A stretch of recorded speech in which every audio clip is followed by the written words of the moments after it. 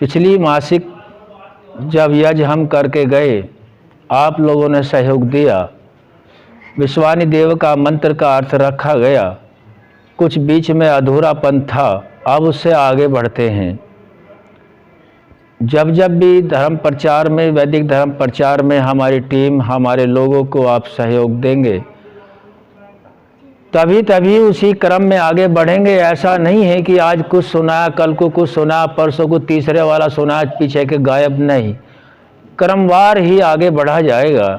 जिनके याद है वो सभी मंत्र बोलें, और जो वहाँ उपस्थित थे उनको आगे का क्रम समझने को मिलेगा, और जो वहाँ नहीं थे उनको पीछे का ज्ञान भी कुछ मिल जाएगा। मंत्र का उच्चारण करेंगे। ओम विश्वानि देव सवितर्दुरितानि पराशुव यद भद्रम तन्न आशुव।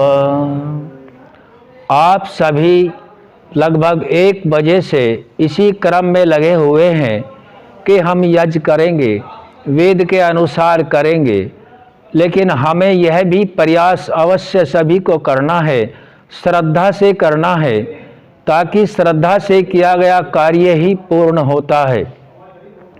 कि वेद ही ईश्वर की वाणी है, और वेद के अंदर है क्या जो ईश्वर की वाणी कहते हैं, ये कहने और सुनने और सुनाने मात्र तक न रह जाए।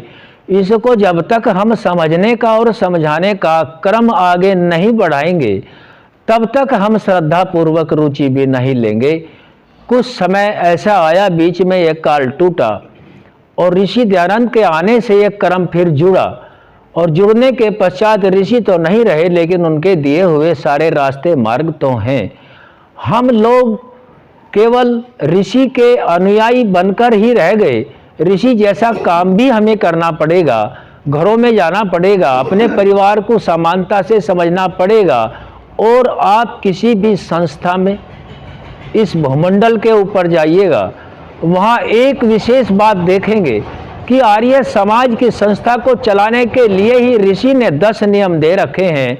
किसी संस्था के आपको नियम भी नहीं मिलेंगे, और ये आप भली भांति अपनी बुद्धि से निर्णय कर सकते हैं कि नियम मूर्ख नहीं बनाता, नियम विद्वान लोग बनाते हैं। जैसे संविधान का नियम मनुष्यों ने बनाए, प्राणी मात्र के जीवन को सुचारू रूप से चलाने के लिए, राजकाज की व्यवस्था को संभालने के लिए विद्वानों के द्वारा जो नियम बनाए, भारतवर्ष में उसका नाम संविधान रखा गया। अब हमें विचार यह करना है, हम सब मानते हैं कि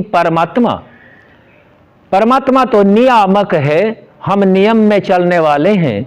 जब हम मनुष्य जाति को व्यवस्था में लाने के लिए, सुचारू रूप से चलाने के लिए, राजतंत्र को निभाने के लिए कानून बना सकता है। जिसने इतना बड़ा ब्रह्मांड बनाया, क्या उसने कोई कानून नहीं बनाया होगा? उसने कोई बुकलेट नहीं दिया होगा? यदि कोई कंपनी भी अपना कोई एपरेटस लोड करती है, लॉन्च करती है, चाहे वो इंजन करे, कोई इलेक्ट्रॉनिक उपकरण करे, उसका बुकलेट जरूर दे देती है। तो जिस परमात्मा ने इतना बड़ा ब्रह्मांड बनाया है, उसी बुकलेट का नाम तो वेद है, और वेद का नाम ज्ञान है। वेद कोई सामान्य पुस्तक नहीं है। अब हम आपसे एक छोटा सा प्रश्न कर लेते हैं, ताकि आपका दिमाग काम करने लग जाए। कोई कहता है कि मैं ईसाई हूँ, कोई कहता है जैनी हूँ, कोई कहता है मैं हिंदू हूँ, कोई कह रहा है कि हम सब सनातनी सदा से चलने वाले आर्य हैं, कोई कह रहा है मुसलमान हूँ, यहूदी हूँ, ज्यू हूँ, पारसी हूँ। बहुत सारे मत पंथ संप्रदाय हैं जो मनुष्यों के द्वारा चलाए जाते हैं। आप विचार करके अपने दिमाग से एक बात देखिएगा, क्या किसी मुसलमान ने अपना गणित अलग बनाया? क्या किसी ईसाई ने अपना भूगोल अलग बनाया? फिजिक्स, केमिस्ट्री, बायोलॉजी की पुस्तकें अलग बनाई? नहीं बनाई। क्यों नहीं बनाई? क्योंकि वो क्या है? वो ज्ञान है। जैसा ज्ञान उन पुस्तकों के अंदर भौतिक उन्नति करने के लिए दिया गया है, वैसा ही ज्ञान आत्मा की उन्नति करने के लिए परमात्मा ने वेद में दे रखा है, और भौतिक उन्नति के लिए भी दे रखा है। तो मैं इस मंत्र का थोड़ा सा भावार्थ आपके बीच में रख के उसकी व्याख्या करना चाहूंगा, जितना भी आप सुन पाएंगे। ओम विश्वानि देव सवितर्दुरितानि पराशुव यद भद्रम तन आसुव। अर्थ में बताया, पीछे भी गया था, फिर दोबारा से इसको समझ लेंगे।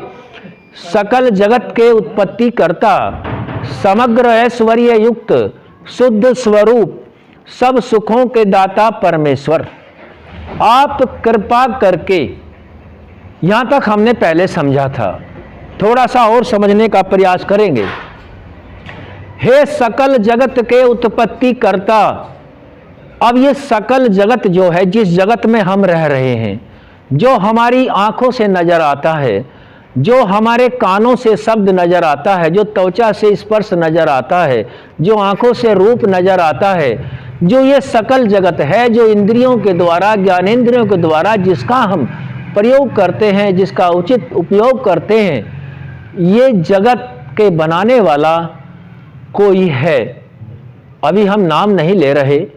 जब जगत का बनाने वाला है तो ये तो तय हो ही गया है कम से कम कि बनने से पहले ऐसा जगत नहीं था। जैसा आज देख रहे हैं ऐसा जगत नहीं था। तो ये कैसा था? इसको कहते हैं आज जगत कार्य रूप में है। कौन से रूप में है जी? कार्य रूप में है। और ये कभी कारण रूप में था। और जब ये कारण रूप में होता है तो स्थूल नहीं होता। स्थूल नहीं होता, कहीं टिक नहीं सकते। केवल प्रकृति सत्व रज तम में विभक्त आत्मा और परमात्मा, ये 5 चीजें बचती हैं। और 5 चीजें किसी भी ज्ञानेंद्रिय से देखी नहीं जा सकती हैं।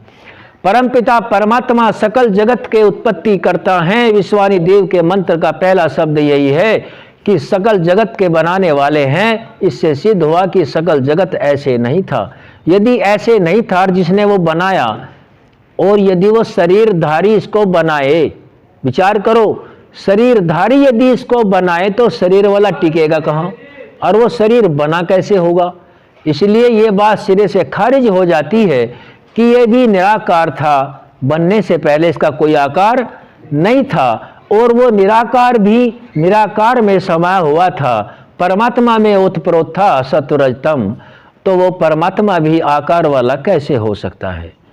वो किसी भी दृष्टि से आकार वाला नहीं हो सकता, क्योंकि सृष्टि जब कारण रूप में पहुंच जाएगी परमात्मा तब भी रहता है। इसलिए पहला शब्द तो कह रहा है कि परमात्मा निराकार है। और निराकार होने से ही उसने आदमी का जितने भी शरीर हैं सबके अंदर मन बुद्धि चित्त अहंकार, जिस शरीर को जितना योग्य था उतनी ज्ञानेंद्रियां कर्मेंद्रियां जिस शरीर के योग्य थी वो सभी में दी हैं। और वे सभी पहले सूक्ष्म रूप में दिए। स्थूल शरीर तो बाद में बना। स्थूल शरीर जब बनता है जब स्थूल सृष्टि बनती है। और क्या हमें बताओ, क्या हमारी भूख स्थूल है? क्या हमारी प्यास स्थूल है? क्या जो चोट लगती है उसका दर्द होता है, क्या वो दिखाई देती है? ये कोई सी चीज दिखाई देने वाली नहीं है। ऐसे ही दिखाई देने वाली जो चीजें हैं उनके लिए परमात्मा ने आंख लगाई, कान लगाया, नाक लगाया, जीव और त्वचा 5 चीजें लगाई। और इन 5 चीजों के अंदर जो सूक्ष्म, इसे चुप करेंगे, शांत रखेंगे बच्चों को, ऐसे नहीं काम चलेगा, ऐसे नहीं होता है। जो 5 ज्ञानेंद्रियां सूक्ष्म हैं उनके लिए स्थूल ज्ञानेंद्रियां लगाई तो यह सकल जगत की उत्पत्ति हो गई। सकल जगत की उत्पत्ति से पहले सूक्ष्म रूप में था। सकल जगत की उत्पत्ति करता दूसरे कहते हैं समग्र ऐश्वर्य युक्त। जितने भी हम आज धन संपदा ऐश्वर्य यान स्थान मान पद प्रतिष्ठा जितना भी प्राप्त करते हैं सभी का देने वाला परम पिता परमात्मा है। सकल ऐश्वर्य सकल जगत की उत्पत्ति करता समग्र ऐश्वर्य। तो आगे लिखा शुद्ध स्वरूप। उस परमात्मा का स्वरूप कैसा है?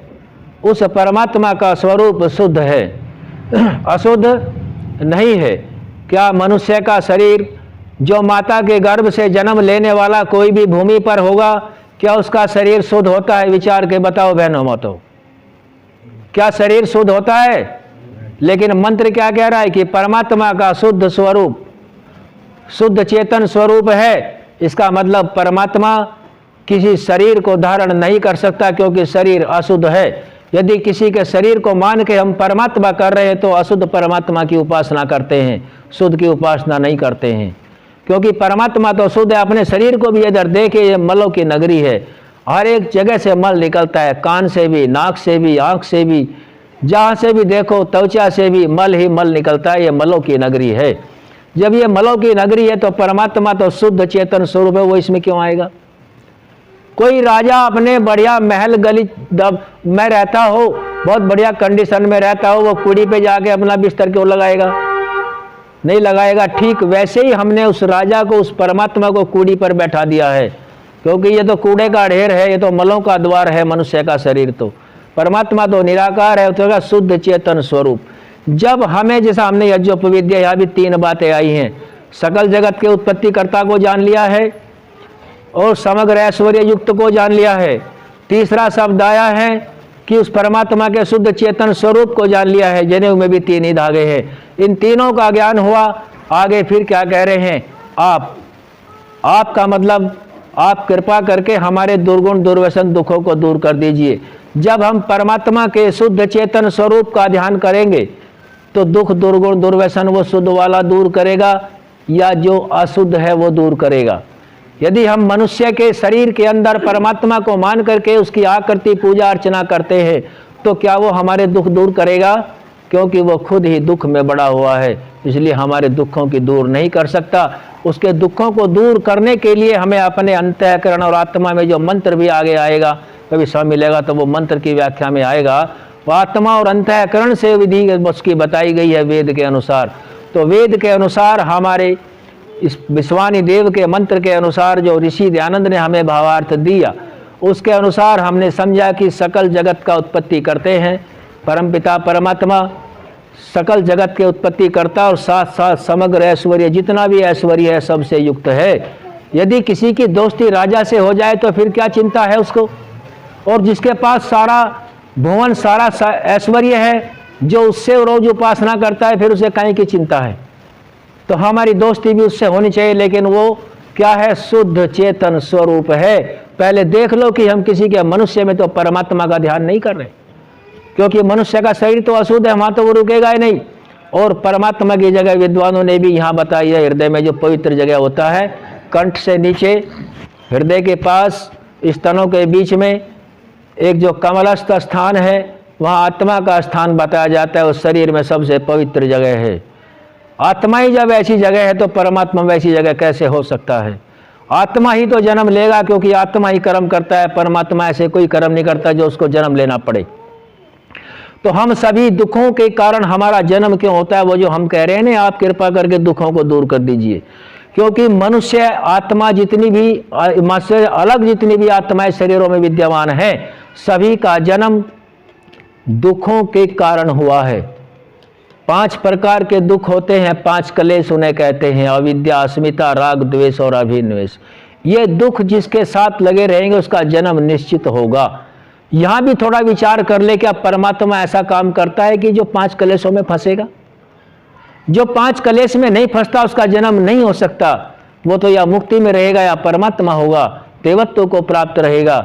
इसलिए हम सभी कहते हैं कि हमारे दुखों को, क्योंकि जो 5 क्लेश में नहीं फंसता, जिसका शुद्ध चेतन स्वरूप है और जो संपूर्ण ऐश्वर्य से युक्त है और संपूर्ण सृष्टि को बनाता है, जिसका स्वरूप निराकार है, जिसको हम आत्मा और अंतःकरण से, जैसे हमारे शिवजी महाराज इस तरीके से बैठे हुए हैं।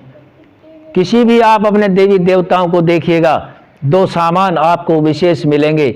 एक तो उनके हाथ में शस्त्र मिलेगा, किसी भी देवी देवताओं को ले लो। दूसरे, उनका ध्यान इस तरीके से मिलेगा। वे आकृति ये नहीं कहती कि हमारी पूजा करो। वे आकृति तो ये कहती है कि आप इस तरह बैठ के परमात्मा को प्राप्त करो, हम भी इसकी पूजा और इसका इस तरह से ध्यान करके अंतःकरण से महान बने हैं, आप भी ऐसे ही महान बनोगे। तो ऐसे कह रही हैं। लेकिन हम लोगों ने सोच लिया भाई ये तो काम तू ही कर, तेरा ही दीवा जलावे, तू ही मर, तू ही कर, हमें तो दीवा जलाया, हो गया काम। तो हमने इतना काम इतना शॉर्ट में कर लिया, क्योंकि आज शॉर्ट का जमाना है। शॉर्ट को छोड़िएगा, वास्तविकता पे आइएगा, क्योंकि हम सभी दुर्गुण दुर्व्यसनों के शिकार हैं, 5 क्लेश हैं। हाँ, मंत्र में कहा जाए आप संपूर्ण विद्याओं से युक्त है, सारी विद्या परमात्मा के पास है। हमारे दुर्गुण दुर्व्यसनों को दूर कीजिए और जो कल्याणकारी गुण कर्म स्वभाव और पदार्थ है, जो वेदानुकूल हम जानते हैं, वे हमको प्राप्त कीजिए। व्याख्या लंबी ना हो जाए, इसलिए आप सभी के बीच में थोड़ा सा विषय रखा है। ईश्वर के विषय को भी यदि हमारी माताएं बहनें हमारे बुजुर्ग देव ये समझ पाए, जो युवक खड़े हैं वे समझ पाए, तो आपके द्वारा किया हुआ यज्ञ सफल, हमारे द्वारा आए हुए जो हमारे भी साथी हम लोग आए, हमारा भी यज्ञ सफल। यदि कितने हलवे पूरी कचौरी कितने बांट लो खवा लो और एक बात पे वेद की पे अमल ना किया तो वो यज्ञ सफल नहीं है। इसलिए मेरा सभी से हाथ जोड़ कर निवेदन है कि यज्ञ के बारे में, यज्ञ में 4 चीज़ें बताई जाती हैं: श्रद्धाहीनम, दानहीनम, मंत्रहीनम। श्रद्धाहीनम, दानहीनम, मंत्रहीनम। एक और है, श्रद्धा से यज्ञ होना चाहिए। श्रद्धा का अर्थ है बैठे यहाँ जरूर हैं लेकिन चिंता ये हो रही है यार घोड़े भी लेने जाना है, घोड़े भी लेने जाना है, बैठे भी हैं, समय भी कट रहा है, वहीं हम श्रद्धा नहीं रख रहे, पुण्य के बजाय पाप कमा रहे धीरे धीरे बैठे पुण्य के स्थल पर। इसलिए वहाँ श्रद्धा से रखें। श्रद्धाहीनम, दानहीनम। जब भी नंगला गांव में यज्ञ हो, मेरा निवेदन है किसी के पास 1 रुपया हो, 2 रुपये हो, लाख रुपए हो, हवन में एक डायरी बनाओ, उसमें जमा करा करो, वो कभी भी काम आ सकता है आगे चल के, क्योंकि हम लोग भी ऐसे ही आगे बढ़े हैं। शर्म की कोई बात नहीं है। जिसमें लिखा है कि जो व्यक्ति, आप लोगों के अंदर तो बहुत श्रद्धा है, घर से ऐसे ही चल दिए, दूसरे का घी, दूसरे की सामग्री, दूसरे का हवन कुंड आहुति दे दी, सोच रहे यज्ञ होगा, यज्ञ नहीं हुआ। वो शास्त्रों में पाप लिखा है। वो लिखा है अगर मेरे घर में समीधा है समीधा ले जाऊं, सामग्री है सामग्री ले जाऊं, घी है घी ले जाऊं, और भी कुछ नहीं है तो 10 रुपये ले जाऊं। और यज्ञ को हमें बढ़ाना है। ये यज्ञ तो एक शुरुआत है। इस यज्ञ से शुरू लेके अश्वमेध यज्ञ तक हमें यज्ञ करना है, तो हमारे अंदर वो श्रद्धा होनी चाहिए, श्रद्धा से यज्ञ होना चाहिए। फिर लिखा विधिहीनम। विधि, अब आपने देखा दीपक भी मंत्र से जलवाया, जल प्रशेषण भी मंत्रों से करवाया, समीधा भी मंत्रों से करवाई। विधिहीनम था वो चौथा। श्रद्धाहीनम, दानहीनम, विधिहीनम, मंत्रहीनम। वेद के मंत्रों के बगैर यज्ञ नहीं करना चाहिए।